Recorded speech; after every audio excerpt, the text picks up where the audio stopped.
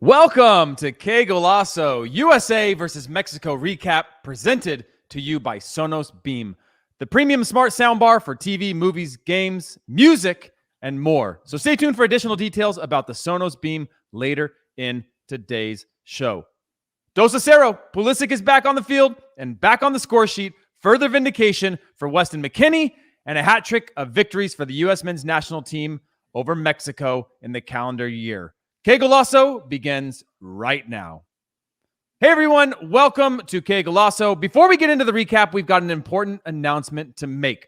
We've got a $100 gift card for a Paramount Plus subscription to give one lucky viewer. Wow. Yep, that's right, Jimmy. Hold on. To give it away, though, we need your help. The powers that be have set a benchmark of 150 likes during this live cast. So you know what to do. Start smashing that like button. And it's simple. If we reach that number, 150, we'll raffle away the prize. So if you want to be in with a chance of watching CONCACAF World Cup qualifiers, UEFA Champions League, Serie A, NWSL, and loads of other elite soccer competitions for free, as well as tons of movies, shows, and other sports, then drop your Twitter or IG handle into the chat, and our producer will pick one name at random and contact the lucky winner about delivery details. We will announce the winner in Sunday's Jamaica versus USA preview podcast/video. So remember, though, if we don't get to 150 likes, the $100 stays here, and we'll have to do it another time. So make sure you hit that like button and don't go anywhere. Jimmy Conrad, what is going on, my man? Sorry, I'm just on YouTube right now smashing that like button so I can win a $100 gift card, everybody. You know what? I'm absolutely buzzing because Dos A CERO. You know what? It actually validates the tough decisions that I think Greg Berhalter had to make. Who's he going to start at goalkeeper? He went with Zach Steffen. Zach Steffen was immense, making some big saves. I think if you're going to win a game or any kind of competition of consequence, you got to have a hot goalkeeper. Zach Steffen stepped up and was the guy. And I think maybe he's edged into number one status over Matt Turner currently. But outside of that, the John Anthony Brooks decision, that was very controversial to leave John Anthony Brooks with all of his experience at home, not even in bringing him in. And then, much to probably the disdain for all the Euro snobs out there, starting two MLS center backs, Heath, Pearce. And guess what? They got a clean sheet. Yep. A clean sheet against one of the best front threes in all of CONCACAF. Chucky Lozano, Raul Jimenez, and Tecatito. Yes, they had a couple chances. Chucky should have maybe finished his chance. Steffen made a good save. Tecatito whiffed on his. But that's not what everybody remembers at the end of the day. We got a clean sheet, and I'm here for it. And I thought the rest of the team, as you say, Heath, and we've talked about this before, if you're going to win a game of consequence, you got to have a lot of players playing it like a 7 or 8 level out of 10. And we had a lot of players at that 7 or 8 level tonight, and that's why we got the result.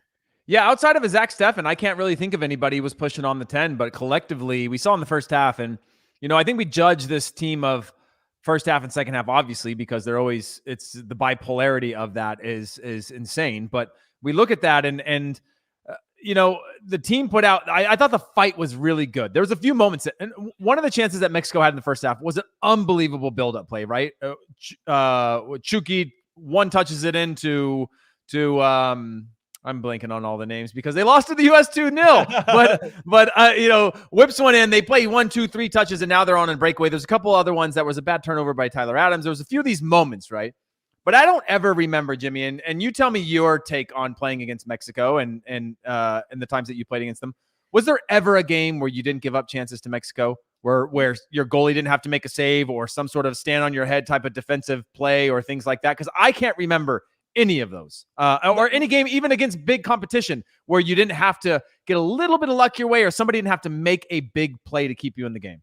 What's funny is when and I don't do this often, I'm sure you're like, yeah, sure, Jimmy, of course you do. But when I go back and watch the Dos A CERO I was part of, where I was man of the match, I look back on it and my God, we actually gave up. Is that the one you scored? You didn't score in the Dos A CERO. I did. I scored in the Dos A CERO. Oh, you did? I did. Thanks for bringing that up. Can we roll that clip? Anyway, everybody's seen the clip. It's already brainwashed. I've got everybody properly brainwashed. What I'll say in that one, when I do watch it back, though, we gave up a ton of chances. Tim Howard did make some unbelievable saves, or Mexico didn't have that composure, that class that they needed in front of goal, and that result could have been much, much different. And I think that's what burns Mexican fans and the Mexican players a lot, is that they didn't deserve to lose 2-0 in the game that I played in the Dos A CERO. And maybe in this one, 2-0 wasn't a fair result either. Same for me, by the way. But it seems to happen that way. It's crazy. Yeah, talk to me about your experience, because that game that I played on the Dos A CERO easily could have been 2-2. I tell this story, and I've told it a million times. So if you're a regular with Jimmy and I, we're sorry. We all we've got. I always go back to the James Gandolfini quote where he says in what's the show? The Sopranos. Jeez Louise, my brain's fried from this game. Well, where he you're goes, emotional. I remember when is the lowest form of communication. I'm like, dude, that's all I got. Why would a guy say something like that? And it makes me insecure thinking about it. But in my Dos A CERO, again, there was a moment in the first minute, and Tim Howard has to sort of stay close on his body. Dos Santos gets a goal. Giovanni Dos Santos gets a goal scoring opportunity on his left foot, driving in and makes the save. And then from that moment, things started to get better. And they didn't have a ton of chances from there, but Rafa Marquez got sent off. Michael Bradley had a brace that game. One of them was a bad goalkeeper error. It was just a number of things that happened where you go, oh, when I play that back, and the way that we grew up playing the game, you're like, well, we didn't have possession much, and they sort of controlled the flow of the game, but it's 2-0 feels a little bit unfair. But you kind of take it, right? And the U.S., I think in the second half, were a very different team in the first half, but Mexico scores 2 out of 3 of those, or even one of those. It's different. Now, Jimmy, let's talk a little bit about Pulisic, and then we'll get to the back line. You were very much about, or at least had him not in your starting lineup. And right. I had him in where I was like, dude, 60, we got to get him in. You can always take him out. You can put Brendan Aronson or Timo Weah, and you had a different vision for that. And you had Timo Weah almost propped up very early on, more than I would have when I looked at him and sort of his inconsistencies of performances in the national team. Kind of tell me about Pulisic, Timo Weah, why you kind of came up with that. And then obviously on CBS Sports HQ, you had predicted that Pulisic is going to come on and score. Again, not a huge prediction, but it does when it actually happens. It's a nice feeling. Yeah, thank you very much. I appreciate that lead in, Heath, Pearce. What I saw of Christian Pulisic is I thought through the conversation that Greg Berhalter most likely had with Thomas Tuchel at Chelsea, and the fact that he does have a tag of being injury prone, and can this time at least can everybody work together and row the boat in the same direction to make sure that we bring him back properly. And I think Thomas Tuchel, I don't know how much he studies the U.S. men's national team, but could look at the team and say, you have players that can step up and play. You've already had success without Christian in the team. Can you just roll out those guys to start and then maybe bring Christian on as a super sub like we have been in these last couple games before the international break? And I think that maybe was a conversation to have. And maybe the compromise from Greg is, well, 4 days after that, we have a game in Jamaica. We'd love to start him in that one. Are you okay with that? Okay, let me ask you this on that note. Does it change for you now that the U.S. beat Mexico? We're sitting on 14 points, right? We know that there's 3 points. We know that there is 3 points out there against Jamaica. I truly believe that we should be going there to get 3 points, knowing what we know now and the performances of the team. But do you change your mind now knowing that, well, we don't need him as much? We still need him, but do we need him to have a bigger role than he had tonight in terms of building him back up into the player that we want for the next 6-8 months, and considering he is injury prone? No, by the way, Todd says Pulisic should come off the bench in the next match. And you mentioned that on HQ. To give you some love on HQ, you also agreed with Todd and said that Pulisic should come off the bench the next match. I think that the benefit of this particular qualifying window is that we only have 2 games in that same 7 or 8 days, as opposed to the previous windows where we had to play 3 games in a week or 8 days. That's crazy. So we don't have to rotate as much. So to your point, I think we have the luxury of rolling out a good core of players to be the same. And that could include Christian Pulisic coming off the bench. Brendan Aronson, maybe a little bit quieter in this one. I think Mexico is craftily good at defending and probably don't get the credit they deserve. And yes, they didn't make the plays that ultimately to make the difference to win the game tonight. And I'm okay with that. But Brendan Aronson maybe didn't have as much influence, but he pops up in spots. I remember him being kind of quiet in the Canada game.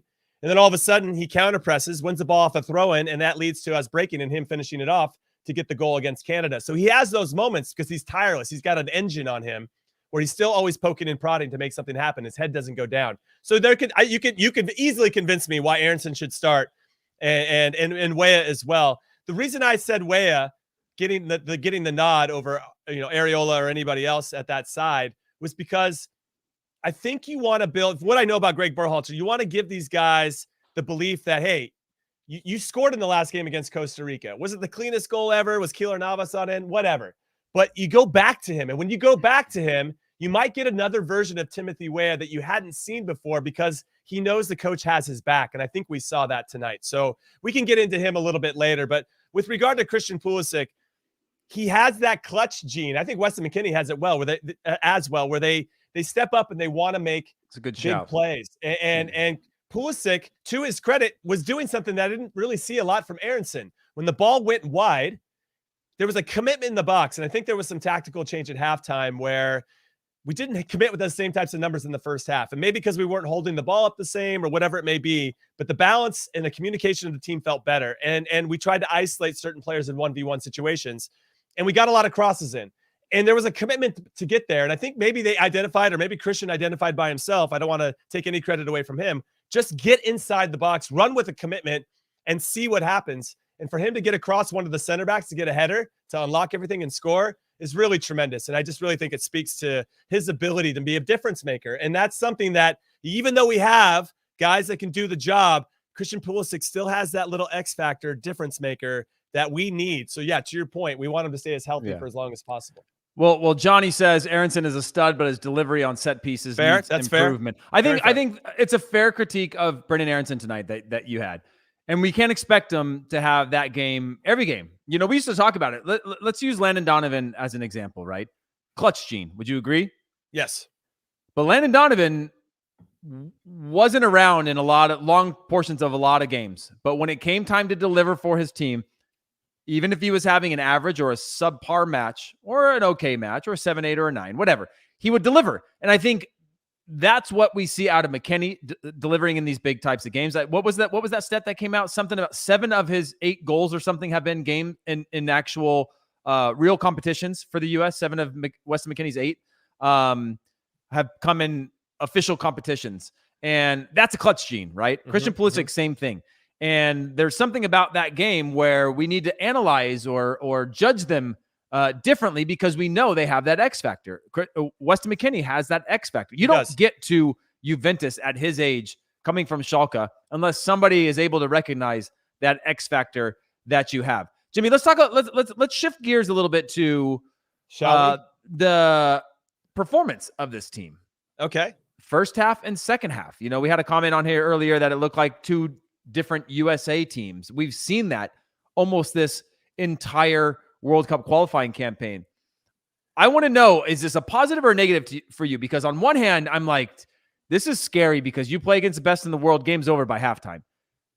Having said that, the fighting spirit that you have to tap into as a team, as a group, that this team is going to benefit from in the long run, of being able to go into a locker room up against it, down goals, playing poorly, giving up chances against Mexico in this game specifically, being behind against teams that you shouldn't be behind in, to claw their way back into these games. Costa Rica, Honduras, staying tight on El Salvador, bouncing back from Panama, even though they didn't bounce back, but they bounced back the next game. Beating Mexico in this context after not having a great first half. That, to me, there's something really powerful in that, but you don't want it to become a trend, at least in my book, where that's what you rely on, is that fighting spirit to keep you into games of like, oh, we're never out of a match, because again, against the best in the world, you're done. So what I'll say is, and I find this stat to be fascinating, that we've scored 11 goals so far in our 7 games in World Cup qualifying, and 10 of those goals have been in the second half. The only other time that we had a first half goal was against Costa Rica, and that was an absolute banger from Serginho Dest. If that's what we're trying to count on to score goals in the first half, yes, that's a problem. And I think you and I, we talk off camera about this a ton as well, and we probably should record us just talking off camera. We talk on camera, but on camera, off non-recording. It's nonstop that we talk about this type of stuff, and we just want to see more of the second half and the first half. We want to see this team become complete for 90 minutes, and we're getting closer to it. But we gave up some really good chances to Mexico in the first half. 2 very clear-cut. Thank God for Zach Steffen, saves and maybe that presence for the whiff of Tecatito. Tecatito, by the way, becoming my favorite Mexican player of all time with that whiff, because that would have changed the game a lot. So it's interesting when you say performance. What I think I like about us is that at least we're capable of adapting to the situation. We're capable of adapting to, okay, this is being taken away from us. This is how we set out our tactics in the first half. It didn't work out. Now, what are we going to do to rectify it? And it seems like we're rectifying it quite quickly. And on top of that, rectifying it in a way where we're actually turning half chances into full chances. Because I think we were just full of half chances in the first half in this particular game. Second half, we started to materialize. We started to pepper Memo Ochoa. We started to make Mexico suffer a little bit. And as I saw with one of the comments there, Mexico failed in their high press. And I think that actually speaks to the quality of players that we have in the team, including Zach Steffen, a goalkeeper. Zach Steffen threaded the needle like a 40-yard pass in the first half that split two lines from Mexico. I was like, what the hell is this guy, you know? And then on top of that, when he's making world-class saves, which is what we thought Matt Turner had over him, was these, you know, quick reaction saves. If he continues to play like that, it's going to be hard for Matt Turner to ever see the field for the U.S. Yeah. But I thought Zach Steffen was immense. And when you have that type of player in the back and also defenders that are comfortable under pressure, it makes a big difference. And then I want to give a shout out to our midfield as well, because we're only as good in transition as our midfield, right? As the cliche goes, you win games in midfield. And I thought tonight our guys were a little bit better and they wanted the ball in tough spots. I thought we were a little sloppy with our passing in the first half, just loose passing. And it wasn't even due to Mexico's pressure. It's just almost too casual, and touches were a little bit too big, and it led to some issues. We're almost putting ourselves in these bad situations. I think we cleaned that up in the second half. I think our communication was better. Our team balance was better. And I think we identified, either the coaching staff or the players, let's just get it to our guys wide and let them go 1v1 against some, I think, vulnerable Mexican defenders. I think we really identified some vulnerabilities in Mexico, and we made them pay for it. Yeah. Let me ask you this, for this team. Did you think they had a bad first half? Do you think the U.S. was poor in the first half? Because one of the things that I really liked was the swarm press was great. Like the energy was really, really high. I just feel like, again, that cohesiveness and that, you know, this goes back to how often we change our roster, how often we change our lineup, but that cohesiveness of that classic pressure cover balance. One guy goes, the others drop in. That movement that you get when you're in a club team and you work on that all the time, right? You know, it's really important. And you only get so many sessions with this team that I thought the energy was good, but perhaps Mexico started baiting us almost even on the press, where they were like, let's work it all the way back to Ochoa. Ochoa skips the lines and see if we can bring it down, win the second ball, and then get after them. And it almost worked a couple of times very early on. But if you look at their combination play, that's what they were trying to do. Get us to overcommit, draw you in, and then slot balls through. Yeah, you're right. And I want to agree with Nick Streeter, the comment that mentioned that we started to find our groove at the end of the first half. What I found to be interesting, I love the swarm press, and I love the commitment, as you're saying. Once our communication got a little bit cleaner, then I think we were almost doing the swarm press in a way that made it more effective, because we had that balance. If Mexico, because sometimes you do the swarm press and the other team gets a lucky bounce, like Weston McKennie got on his goal, and you still want to be in a position where you can still defend it. You're still prepared almost for the lucky bounce.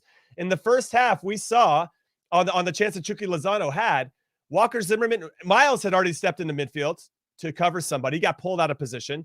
Then when Raul Jimenez gets the ball, you have Walker Zimmerman, who comes maybe a step too late, and that allows big gaps because DeAndre Yedlin and Anthony Robinson were both dropped behind the center backs, and there's a big swath of space there that Mexico effectively took advantage of. Now, thankfully, Zach Steffen made a good save, and Yedlin got on his horse to put a little bit of pressure there. That got it sorted out, where one center back from that point forward, or at least in the second half, stepped into midfield to cover Raul, and then the other center back would stop or step back and give some cover. Also, I was worried the first half. We did see Anthony and DeAndre Yedlin both bombing forward at the same time. You just can't have that. I love the eagerness, to your point, that we have players that want to get forward. You know what that's like, though. I do. In locker rooms, the coach is always saying, pick and choose your, like for the fullbacks, pick and choose your moments. And, you know, those types of things, like we can't have you both. If one goes, the other one stays. And, you know, you need to have that balance, so to speak. Yeah, I just want to give a shout out. We have our producer who's seen all of your comments. Keep those comments coming and keep asking, because we want to answer as many as we can. Obviously, sometimes we get into the flow, as it were. We can't go off on a tangent. That's what we do. It's part of our but it looks like your comments have disappeared. Des, don't worry. He's got a beautiful mind. He sees everything. And he'll make sure that we get those going on there. And also for your social handles when we're going through these likes. So make sure you hit that like button. As a reminder, we're giving away $100 Paramount Give them Plus the details, Heath. Give them gift the card. details. Well, yeah, we're giving $100 Paramount Plus subscription gift card. So if and only if we get to 150 likes. Yeah. We're like at 120 right now. Smash that like button so that we have a chance. And you'll be in a raffle, and we'll announce it in our Jamaica versus US preview on the next one. I like that. And if we keep going, if we blow past that, we're gonna get Des to maybe he gets in trouble for this, but maybe we got to give away a second if people just keep crushing that up. We should. If we get to 300, we should consider it. Yeah. So Jimmy, 3 defeats in 2021. Does it feel like the U.S. is becoming a fortress for U.S.-Mexico? Because remember, the U.S. has played Mexico almost always outside of a qualifier at Azteca. The game U.S. always plays Mexico in the U.S. Is it feeling more like a fortress? Question 1. Question 2, is Tata Martino in the hot seat now? Look, they're going to cruise to World Cup qualifying. This is his 6th defeat in charge, and he's in like the 30-plus wins and like 7 draws. He's got a great record. But 3 of those are against the U.S. Is his job, do you think, because it's so personal that his job's in jeopardy? Or, and I know we talked to Wiso Vasquez about this stuff, that there's not really another option right now, but do you think it's at least his seat is heating up, or is it just sort of like, tough year, we're still Mexico, we're still going to qualify? Okay, first, this is the first time the U.S. has beaten Mexico 3 times in a calendar year since 1934 or something crazy. So been a while. Yeah, put that feather in our cap, right? Yeah. So I'll take that. I think if there's sensible leadership at FMF, the Mexican Federation, you're not firing Tata Martino. But I will say that this one probably hurts the most, because if we look at the Nations League final, they were up 2-1 with 15 minutes left to go. We got a set piece to make it 2-2. We win in penalties, or we win off a Christian Pulisic penalty, but Guardado missed his penalty. There's a lot of room for Tata to be like, we got a little unlucky, It's a game of moments. It's a game of moments. It is a game of moments, and we got a little unlucky. But after 90 minutes, it was 2-2. Then you go to the Gold Cup final. It was 0-0 after 90 minutes. It wasn't that sexy of a game. It was kind of forgettable, but we end up scoring 3 minutes before penalties. Miles Robinson on another set piece. Again, he could go in there and be like, it's the fine margins. What are you going to do? I don't have my best players out there. Now, tonight, I don't think he actually, especially in that back line, maybe didn't have his best players, but his front 6 were pretty solid. You have some world-class ability in that front 6. And arguably the best front 3 with Tecatito, Raul Jimenez, and Chucky Lozano. Even though they did create 2 good chances, when the game got a little bit tighter and the U.S. got a little bit more organized after the second half, that's when I think I'd be the most disappointed as leadership of Mexico. Like, where was that creativity, that ability to take over the game when we needed it? Where were our big chances in the second half? They didn't have any until they started to potentially start to drop balls and play with a little bit more urgency. So that would be where I'd be almost a little bit disappointed from a federation standpoint. But for them to fire him now, who are they going to bring in that has... What about if they lose to Canada? We had a comment in here that he's not in the hot seat unless they lose to Canada. They're going to Edmonton. That's not a fun place to play, and Canada's hot right now. That's true. We just saw Daniel Pinto. Daniel Pinto had a comment saying after this window, if Mexico loses to Canada, Mexico could be in 3rd after this window, which is crazy to think about given how well they started. Now, yes, he would be on the hot seat for sure. I feel like anytime you take over a job of that magnitude, especially the Mexican national team, you're already on the hot seat, even if you haven't done anything. You get the job, and people are like, I want him out. He sucks, And that's kind of probably the challenge and the thrill of the job, is that you have those types of stakes when you take over. I think if they do lose to Canada, there's still an element of how did the team play? And tonight, I think he had 45 minutes where they created more than enough opportunities to score. And that second 45 minutes is where I think I'd be the most disappointed if I was a Mexican fan. He's definitely on the hot seat, but still, what I like about it is I don't hear any chatter from a player perspective. And you and I know a couple guys behind the scenes that we could get some of that insight. I think they all really buy into what Tata Martino's doing. And I don't think you can always say that about previous managers. There was always some undercurrent of like, this guy's a clown. He's gotten lucky or whatever it is. Yeah. So he's got some work to do, of course. You got to build that confidence up again. You don't want to lose to the U.S. like they did, Dos A CERO, because that's what we do. We're going to rub it in your face until the end of January when we play in Azteca. But I would say it's going to depend on how they play against Canada. And then if we beat them again in Mexico City, then I think you would probably strongly consider maybe Tata Martino isn't the right guy. Yeah. Well, when I think about this Mexico side, Jimmy, and let's go back on a little bit of a short little history. For the U.S., is this the most first half, again, I don't think it was poor.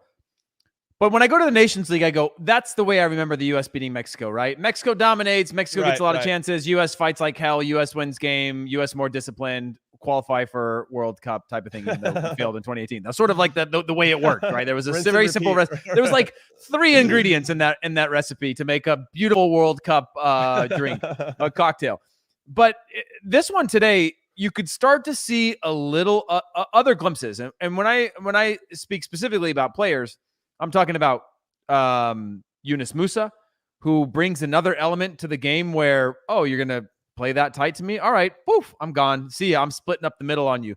Weston McKennie has the same thing. Tyler Adams has this fighter mentality. We're starting to see these positional specialists that can solve problems that I don't think we ever had. Whereas before it was like, what, are you a fighter? All right, cool. That's a good step towards this national team, is like that sort of fighting spirit.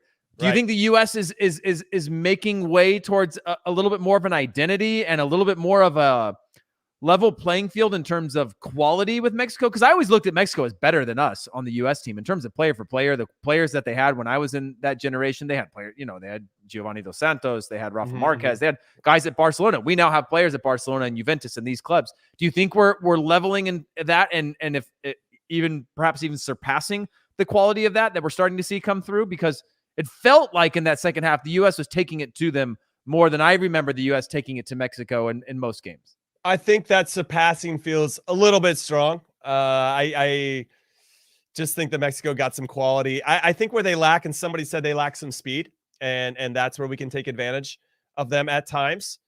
But usually they made up for their lack of speed with their tactical acumen, their understanding, their superior, let's say, IQ and tactics. But I think we're closing the gap in that capacity. And it was always going to happen at some point. We were going to have a generation of players that could really go toe-to-toe with Mexico in every single facet of the game. What I find interesting, and I wanted to bring this up on HQ and I forgot, but the first half, when you look at who had more possession, it was us. We had 54% possession. Now, Ian Joy went in there and said it was kind of 50-50, but when you looked at the numbers, 54-46 for us in a half where we didn't necessarily look like we owned it and it felt really hectic and we didn't really establish a rhythm or flow is tremendous. Yeah. And I think needs to be spoken about. I don't want that to go quietly in the night, because that really speaks to our confidence, perhaps, that we are maintaining a little bit more possession than we thought that we did. Now, obviously, there were moments in that first half where I was so frustrated because and this is where I think the evolution of the team is. And maybe I'm answering like 6 of your questions in different ways here. No. I ask a lot of, I ask a lot of triple-barreled questions where there's just nowhere to go but start talking. But this is what I think might be happening in our first halves, if I can put my coaching hat on for a second, that we have guys and we're on the ball, especially when we're eager and have a little bit more energy in the first half, where 2 or 3 guys are ready to go and full attack. And then you have 2 or 3 guys that are maybe sensing it, that's not the right time to do it. And we just feel a little disjointed with that. And then in the second half, when everybody settles in and we can talk a little bit about what we saw in the first half and work through some of those things, we seem to be a little bit more of a well-oiled machine. We get a little bit more efficient in our movements. So I think that maybe gets brought into the equation. But that is going to be part of our evolution. Can we, as a team, decide when to go and when to slow down? And that's a level of tactical understanding that I don't know if we always had at a consistently, I would say. Yeah. Heath, where even though we were playing with Claudio Reyna and John O'Brien and these incredible guys at maintaining rhythm and being deep line playmakers and really knowing the right pass in every situation, I feel like if we're going to really take those next big steps and start to compete with the biggest of nations on a regular basis, knowing how to establish a flow and a rhythm and knowing when to go collectively and when to drop off and having that collective sense of this isn't the right time, let's just keep it. Let's catch our breath. Let's make them suffer a little bit. And then conversely, when another team establishes their rhythm, how quickly can we get that back? And I love talking about that because that gets into more of the why. Why are we making these types of decisions? Why are we going now? And can we solve all these? You can solve a lot of problems with good team shape. And anyway, you just take it from here because I'm going off on a tangent. No. My take on that is that I think this is the most intelligent generation we've ever had. Because all these kids grew up in professional environments. None of us did, right? True. These kids have reps, they have hours, they have however you declare somebody an expert at something. These players are inching towards that and in very high level environments. Most of them or a lot of them coming through MLS academies. others coming from other academies, but coming through professional environments where they're doing this from a young age. And I'm not saying that's like, I'm not saying single sport from like, I'm not getting into the young age, but I think there is an intelligence to these players. There was times in the game, Jimmy, that I looked at these players going, oh gosh, oh no, he's off balance. I look at Ricardo Pepi almost every time where I'm like, oh man, he's going to lose the ball. He's going to lose the ball. He's making a mess of this. And he rolls one back, first minute of the game, rolls one back like a little back heel, and then we spring out on a counterattack. Ball comes into him, and very similar to top strikers, ball comes into his foot, and with the outside of his foot, he just pops it back to a player and gets on with the game. And you're like, oh, that's something different than I've seen before, right? That simplicity of his game, but knowing that, oh, I've got to hold a guy off. I'm just going to lay it off. And those little tiny details that I look at for a number of players, and it was Weston McKennie a couple times, Yunus Musa, where I'm like, oh, don't play that ball. We don't have that range. We can't slot that ball in. No, we don't do that we don't play that kind of game. And then boom, same Zach Steffen, boom, that slotting that ball through 3-4 players. I'm like, okay, there's something to this group in terms of that quality decision-making and the ability to execute that decision while playing with a very high IQ that I'm really excited about. Obviously, so much of it is raw and unharnessed, sort of unnurtured potential. But when I see that, I'm like, I don't remember seeing some of those types of things. And real quick, Jimmy, for those of you that are entering into the raffle, you have to give your Instagram or Twitter handle, some sort of social handle, so our producer can put you into the pot for the the giveaway. And a reminder, that is $100 Paramount Plus subscription gift card that you can get whatever subscription you want with Paramount Plus. That could last, if you got the lightest subscription, that could last you over a year. Others, depending on the premium subscriptions and whatnot, it's pretty great. Just trust me on that. So make sure but we have to get we got to get 150 likes collectively. We can do it. Smash that like button, make it happen, and then use your Twitter handles, social media handles, whatever you want. Put that in the chat so Des can mark it, and that way you guys have a chance to win. We'll announce the winner on Monday for our preview show. Jimmy, our producer said lots of likes, not a lot of social handles. So we need those social handles because we want you guys to be entered into it to make sure that you could potentially win it, because it sounds we're past the 150 mark. So we got the likes now. Now put your Twitter handles or your Instagram handles in the chat right now so we can contact you if you win our raffle. So get after it. Go do it now. Flood the chat with your handles. Yes. Jimmy. Yes. For this upcoming game against Jamaica, and we're going to do a full preview on Sunday where we give away this raffle and announce that. So we're not going to get too deep into it. But McKennie and Miles Robinson suspended for that game against Jamaica. Does that make a big difference to the team, the potential, or do you think that there's enough quality out there regardless?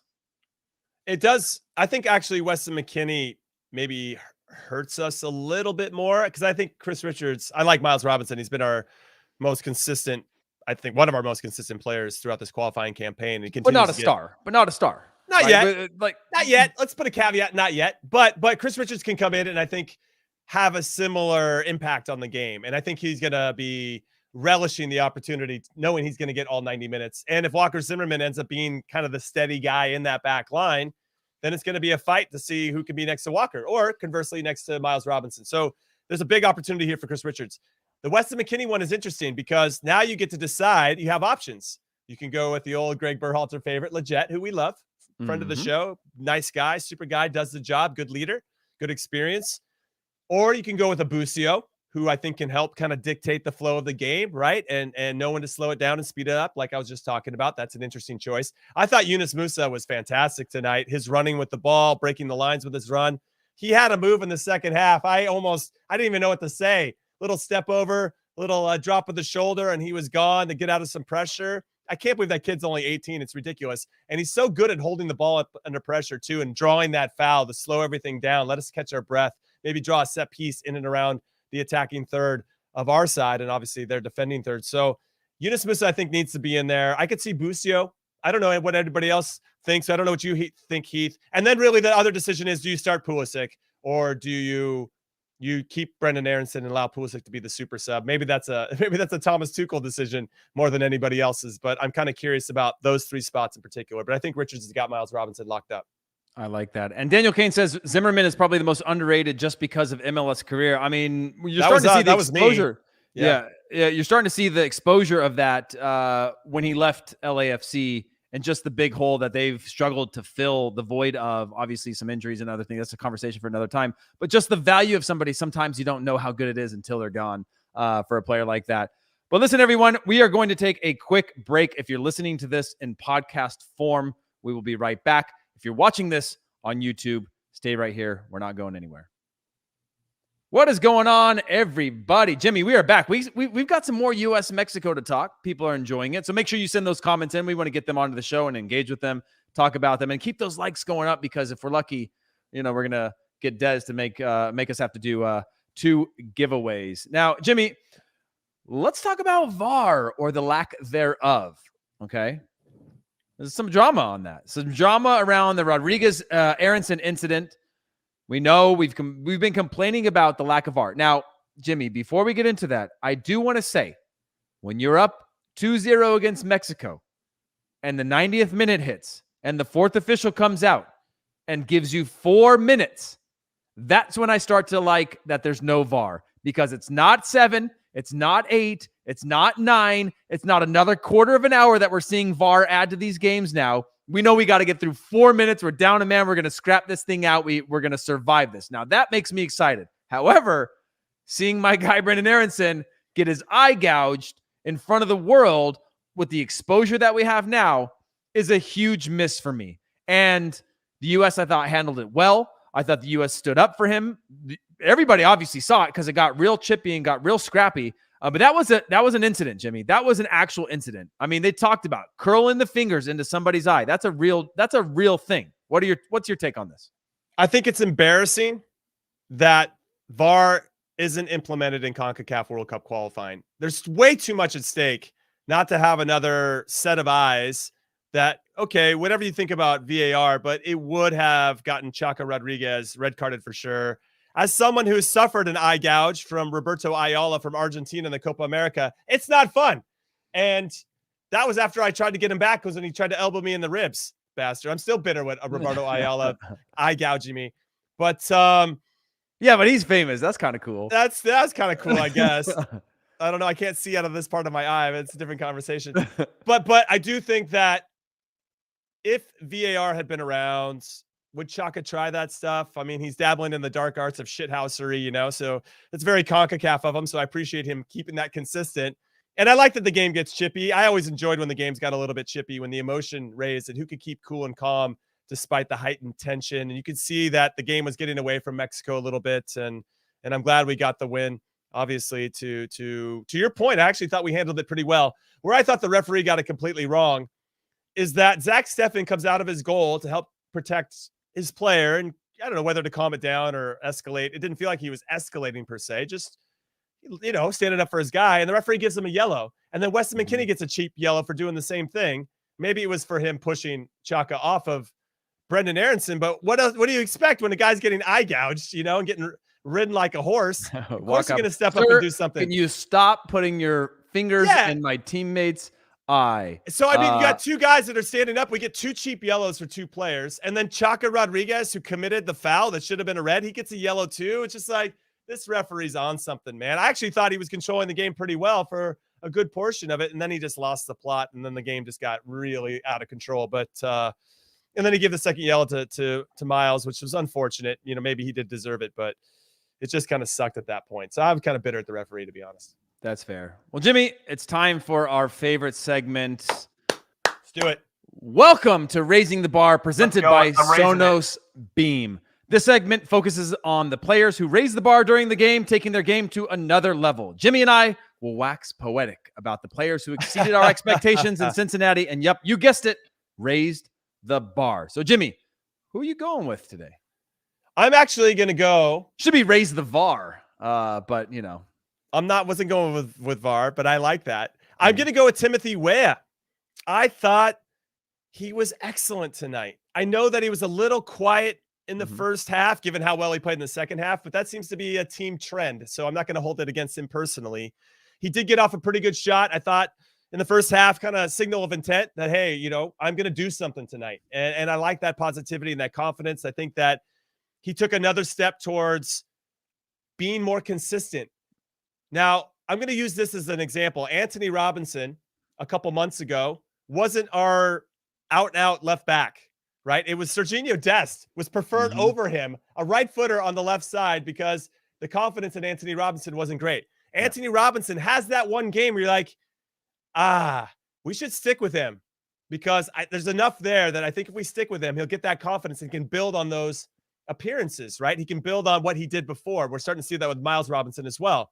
And now they're kind of locked in as those guys. And that's great. Is he still your lock? Is Robinson still your lock at left back? He is, yes. Okay.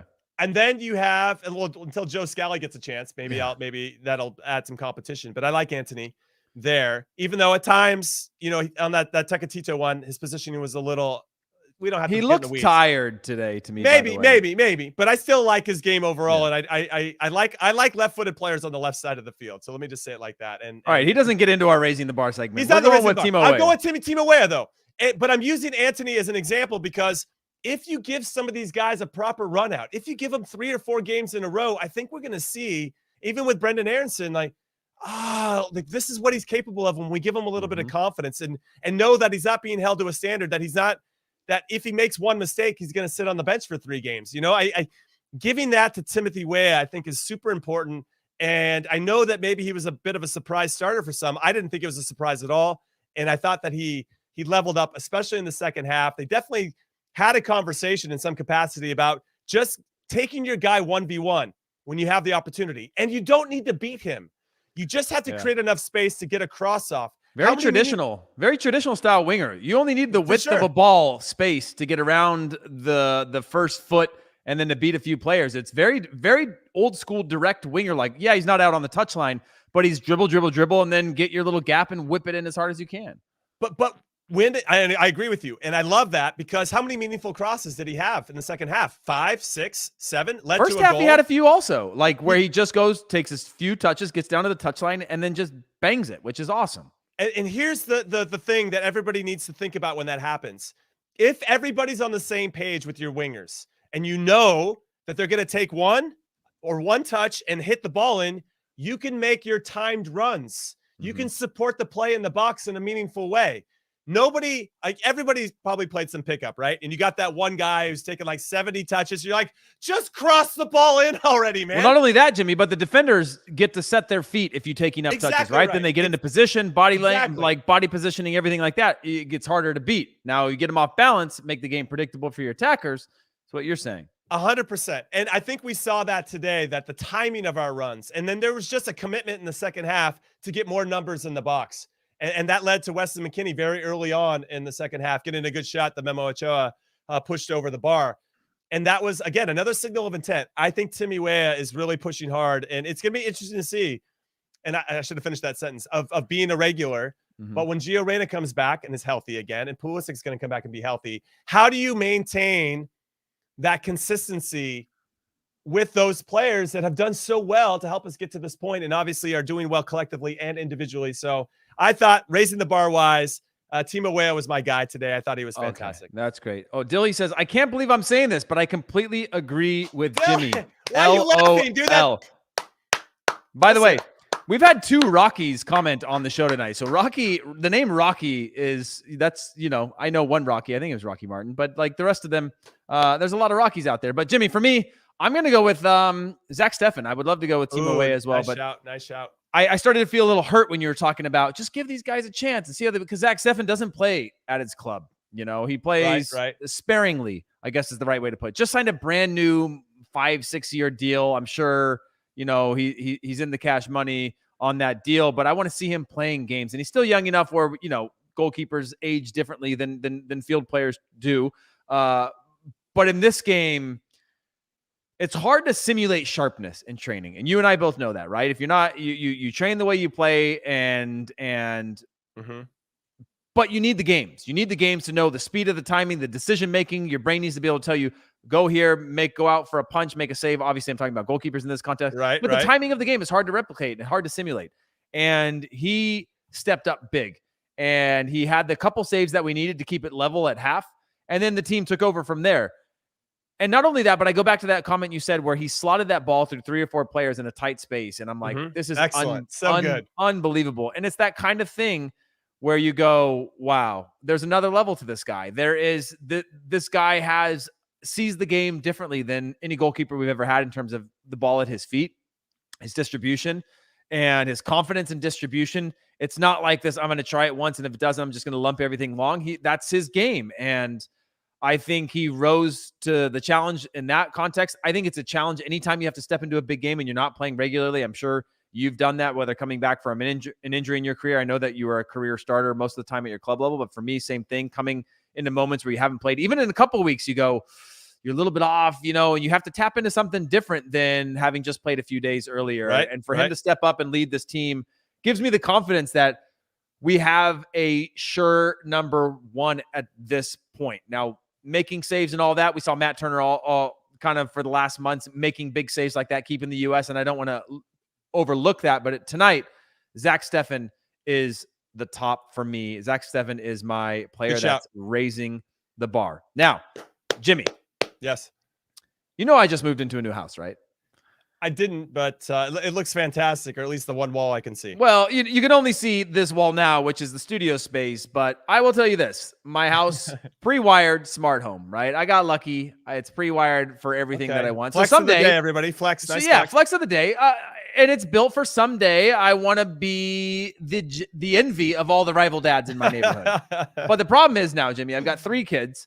And so it's all just pre-wired, right? It was pre-wired up until recently. And we're like, should we get a sound bar? Should we not? What should we do? We got 3 kids. When they're sleeping, I don't want to wake them up. So we waited. And the sound was terrible in the house. The house was not made for the TV that I had and all that sort of stuff. So ended up getting a Sonos Beam. And I was very, very wrong, Jimmy. And here's why. The Sonos Beam has panoramic sound, which is fantastic. It has speech enhancement. So when the kids are going crazy around the house, I just kind of put on speech enhancement and I can listen to sports and know what's going on. It's also got night mode, Jimmy, which means when the kids are sleeping or my wife goes to sleep or whatever, I can still enjoy the sound, the quality, all of that stuff without having to sacrifice the immersive experience, so to speak. And the best part is, you don't have to piecemeal the whole speaker system together. When I got the Sonos Beam, it's just changed everything for me. Not only that, it's a new house, like I mentioned, Jimmy. I've got this beautiful piece of artwork that is the Sonos Beam. And, for me, I'm a very simple man. But for my wife, she's like, hey, it's got to fit with the room. And guess what, Jimmy? It does. It's wall mounted. It looks beautiful. But the sound that comes out of it is incredible. And by the way, it's all connected to Wi-Fi. So you start with one speaker and then you can build from there. And then because of the Wi-Fi, you can connect them all throughout the house and listen to whatever you want. Watch it. I want one of these. Keep going. I love this. Yeah, it's amazing. So I have all of these different things. The sound of it is so crisp, so clear. When I get to the weekends, we bump that music. We have a park behind the house. People dance over on that side of the park. The neighbors haven't complained yet, but we seem like it brings people together. The Sonos Beam brings people together. Yeah, I appreciate that. Exactly. And listen, people think that we're really cool in the neighborhood because we've got really good sound. Now, Jimmy, I told you, I want to do this all throughout the house. So if you have a plug for me to get that Sonos set up, obviously works. I listen to music on it. I watch movies. But when you can get that whole beautiful sound going, it's an incredible thing. And for those of you that are interested in hearing more, make sure you go to Sonos.com. You can learn all about it. The Sonos Beam has been an incredible experience for me. I love it. I don't regret it one bit. My kids are still sleeping great because it's got all these modes that you can go into to make sure that you can enjoy the experience without sacrificing the quality of life within the house. Well done. You like that, Jimmy? Yeah. I do. It's fantastic. Thanks, makes me want to go marry a Sonos Beam right now. It sounds like a wonderful addition to the family. Well, listen, let's talk about everything else that's going on in the Ocho, the octagonal, what we've going on. So Honduras loses to Panama. Jimmy, this was a crazy one, right? Honduras go up 2-0 as at home. I was excited. I was dancing. I was, no disrespect to Panama, but for the U.S.'s sake, it's good for Panama to have lost this one. They come back, score crazy goals, and they win 3-2 on the road in San Pedro Sula. What was your takeaway from this one? And do you think Panama are really making a case for a top 3 or at least a contention of this? Because they don't seem to want to go easy. No, and we talked about Panama and their quality and their manager who's got them really well organized, Thomas Christensen, and their number 10, Barcenas, who we're both big fans of. I'm just more disappointed in Honduras. You're up 2-0 at home, and they were up 1-0 against us at halftime and gave up 4 goals. I don't know what's going on with the team. They're now at the bottom of the table with 3 points. Had they won this, they would have gone up to 6, and they would have held Panama to 8. Everything would have been up in the air I for was that so fourth happy when I spot. saw it too. When it was Chaos live, was when it was alive, when it was on the I live tape, I know. was like, 6 points. This is great. You're going nowhere, but we're getting a benefit out of this. Yeah, that's true. From a U.S. perspective, Mexico perspective, Canada perspective, it would have been nice for Honduras to see that one out and create that little bit of a gap for the top three. But Panama's hanging around, and I think we could see they were going to be difficult to get through. They've created a little bit of a gap for that fourth spot as well. This big game, what actually makes me nervous is that now there's a real hunger from Costa Rica and Jamaica and El Salvador all sitting at 6. Like, they need to get points to stay close to Panama. They need Panama to drop something moving forward. And because we go to Kingston to play Jamaica, who happen to be one of these 3 teams, that gives me a little cause for concern. And also on top of this, Jamaica's got to be kicking themselves because Mikel Antonio scored a world-class goal, by the way. If you're going to go watch any highlights, go watch his goal against El Salvador. But they gave up a goal in the 89th minute, which has got to be heartbreaking because they had a chance to get up to 8 points. And now Alex Roldan, MLSer, brother of Christian Roldan. Yeah, nice header in the 89th minute to tie it up 1-1. El Salvador is very tough at home, so that would have been a good result for Jamaica in particular to have 2 away games, Honduras and then in El Salvador, to get full 6 points out of those 2 games. They got 4, which is still respectable, but this Jamaica team is starting to find their space a little bit, so it's going to be interesting to see how this plays out. But there's a little gap now between the haves and the have-nots, and those have-nots are going to be pretty desperate here in these next couple of games, and we happen to play one of them in the next one, so it's going to be pretty tough. I could be wrong about this, but I'm pretty sure Alphonso Davies played up top tonight for Canada.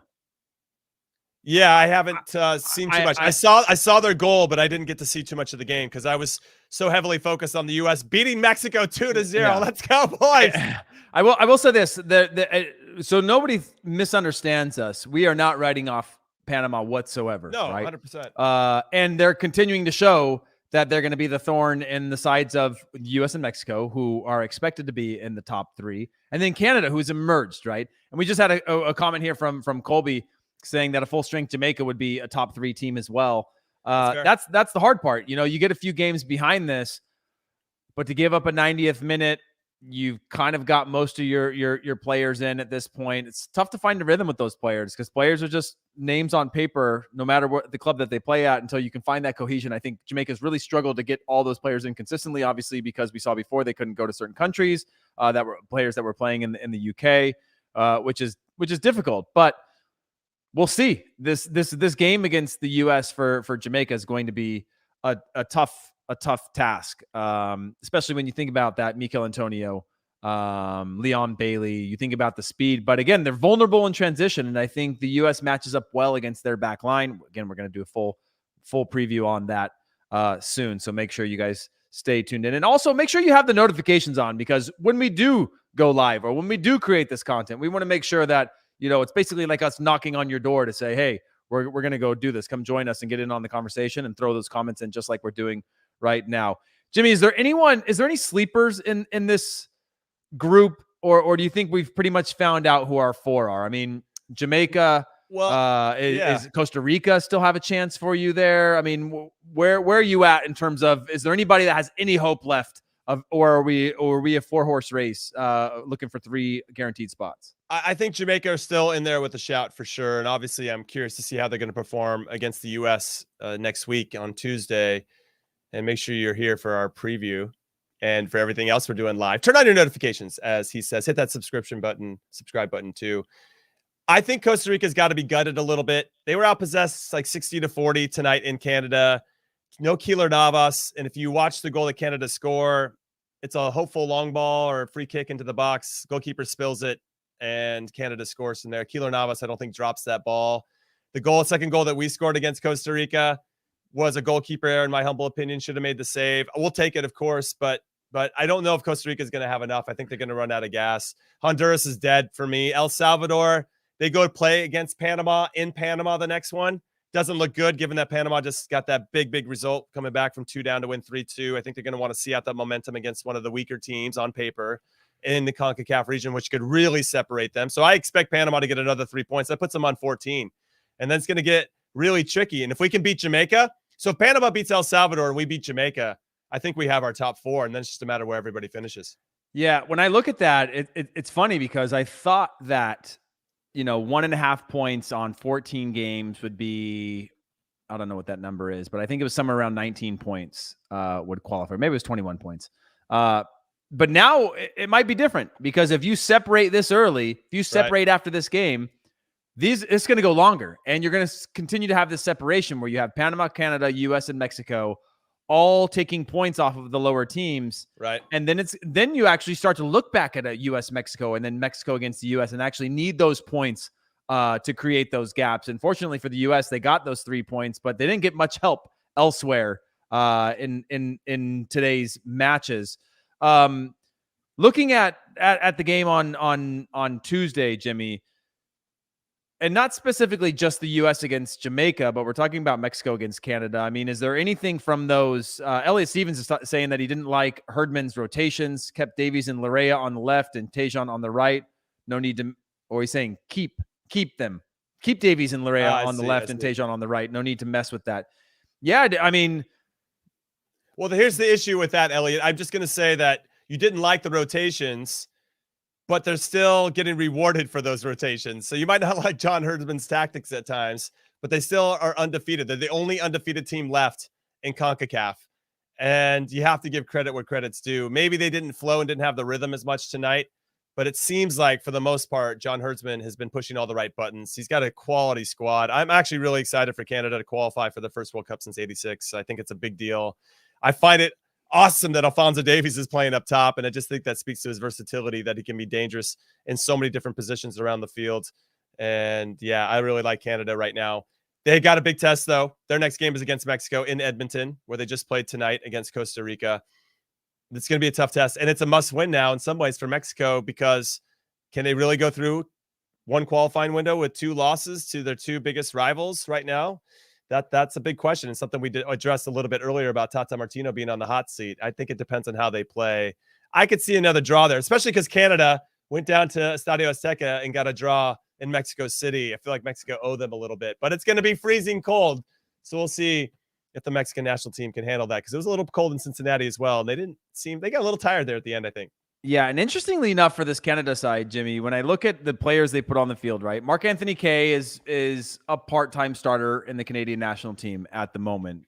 Eustachio is a starter and a game changer for them. But then you look at Tejan Buchanan. You got Kyle Larin right now coming off the bench. He's got the most goals of anyone in CONCACAF, I think, over the calendar year, including the last rounds for the national team. And then, off the bench, Jonathan Osorio came in for Alphonso Davies. Atiba Hutchinson, another experienced player, probably the most experienced player of anybody. Even I would guess maybe maybe Keylor Navas and a few others in Mexico, but like one of the most experienced players in CONCACAF right now, still playing at a high level.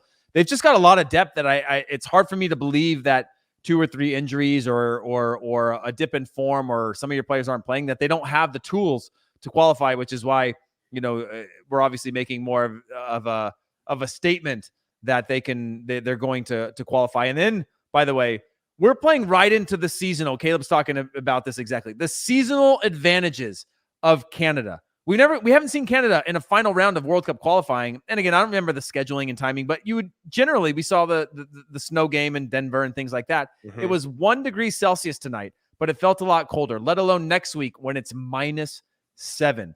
That I mean, you know what it's like, Jimmy. It stings, it burns. Would you rather play? Actually, here's a good question. Would you rather play in all like super hot or super cold?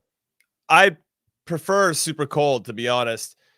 It's funny because I would love to play super hot, only because I know the field will be in a decent condition more often than not, right? Well, it can't be on turf because then like your feet will melt. But if you're playing on grass, I'd want to go super hot. But if you can promise me on if it's super cold out that the field will still be okay and play pretty straight, I'd rather go super cold, frankly. Yeah. But I don't know, dude. I'm got Scandinavian blood in my veins, so I probably drawn to the cold a little bit. But and I feel like cold you get the cold, you get the stinging, the burning of the toes and the hands, but you can keep going. Whereas heat depletes you differently, where you have a limited amount of resources to use. At least for me, I remember those hot games of just being like, "Oh yeah, it's halftime. Like I'm done. There's nothing left." But when we, one of the criticisms, Jimmy, and not criticisms, but one of the things that is talked about widely in Major League Soccer is the advantages that happen because of all the climates that we have here, right? You go into the UK and you're like, oh, it's more rainy in Newcastle, but it's still rainy in London, right? Yeah, right. But in MLS, you have altitude in Denver, and you have altitude in Salt Lake, and you have cold, dreary weather in Canada. You have seasonal changes happening. You go down to the South and you play a day game. It's miserable. You're seeing that now. We always talk about that when you go down to Central America, the humidity and the heat and the pitch and all these things where like Canada's a new element that people are going to have to deal with coming through the January and February matches. And I think probably March. I'm not sure which of those they have home games. But now finishing this one off for Mexico, they've got to do it. And it is, I know it's just November, but it's cold there. Yeah, it is an advantage, as you say, that because we actually haven't thought about Canada in the last phase of qualifying for a number of years, decades. It is to their advantage that they get to play in these circumstances and take advantage of it. And fair play to them. And on top of that, they actually have a team that's very solid. I mean, I guess we could argue when I would go down. I don't know. Were you down there when we qualified for the World Cup in San Pedro Sula? No, I wasn't. Oh my God. I walked like 10 feet and it was just like drenched in sweat. I mean, the humidity was crazy. And so I think that those countries have to take advantages where they can. And they'll play that game was like 10 at night because it just was insufferable to play it at any other time. But they've done day games before against the US and it makes it hard. You just can't breathe. And so I have no problem with it. I think that's part of it. That's part of the game. That's part of World Cup qualifying. And if you have a home field advantage, you should take it. I like that. Jimmy, should we start wrapping this up for the evening? We've kept people long enough. It's getting late. I want to go celebrate. Yes. It's a dos A CERO. It's a tres A CERO on the year against Mexico. A wonderful, wonderful evening where we got to see more glimpses of the U.S. than I think we did earlier on in the summer, where we were focusing more on like the fight. We saw a little bit more of the star mentality come out of these guys. What are your final thoughts? My final thoughts are that I am very excited about the performance, mainly because we found a way to rectify what wasn't working in the first half and went out and had success and did it consistently. It wasn't like we got that lucky set piece to get a goal or whatever. Like we had a plan and it was working. We stuck to it. The players identified some weaknesses and went for the jugular in some ways, right? We didn't sit back, or we created chance after chance after chance in the second half. And I want us to bottle that up and use it to the start of the first half against Jamaica. So hopefully we can build off of that. But ultimately, a fantastic performance from the boys. I think we haven't actually mentioned him too much, but I think Greg Berhalter deserves a lot of credit for getting the guys to play at the level that they're playing at, and obviously making some tough choices about who's coming in and who's not, who's starting and who's not. And right now he's been pushing all the right buttons. So long may that continue. I want to give a shout out to Canada, the only undefeated team still in CONCACAF. And Mexico, that's going to be a great game in the next window. And then I'm really excited. Panama, well done on coming back from 2 down in Honduras to win 3-2. But yeah, another great day of CONCACAF. CONCACAF does what it does, which is make it crazy and chaotic as always. And I'm actually going to go get a few drinks and celebrate with my Sonos Beam. Hopefully that's okay with everybody. Oh yeah. Well said, Jimmy. Everyone is forging their own path. It's crazy to think that there's a Jimmy and a Heath somewhere in Panama right now talking about the success of their team. And just a reminder, we have loads more content in store for you throughout the November window and beyond. So make sure you follow or subscribe to Qué Golazo Podcast wherever you get your podcasts. Follow us on Twitter at Qué Golazo Pod, and make sure to subscribe to the Qué Golazo channel on YouTube. As a reminder, Sunday we have our preview for Jamaica against the U.S. We talk about the other games as well. Monday is the U.S. Men's National Team Hour, and that's every Monday live at 4:15 p.m. Eastern Time. And then on Tuesday, Jamaica versus U.S. live recap. And then, we have more? Jeez Louise. Yeah, on Sunday. On Sunday, we're doing our Jamaica-U.S. preview. That's this Sunday, not the following Sunday. Yes, so be on the lookout, everybody. It's just content after content after content. It's free. Jimmy, there's more. Then we have a Wednesday. We'll do our November window debrief live at 5 p.m. We're going to talk about this whole window. Friday, weekend previews with betting tips. Sunday, live weekend recap at 4 p.m. Eastern Time. So Jimmy and I, as well as others, We'll be coming back to you guys. Make sure you're subscribed and tune in. Get your notifications. Hit that bell. Get that like. And by the way, you still have a few seconds left, maybe after this, where you can still throw in your social media handles so that we can make Dez, our producer's life miserable, having to sift through all those, put them all into one pool, pull out a random name, and then give away that $100 gift card for the Paramount Plus subscription. And if you guys like that, let us know. We'll try to do more of these giveaways for you guys because it's fun to engage with you guys. And thank you so much from Jimmy, Conrad, and I. We will see you guys on Sunday. USA, USA, USA, USA, USA.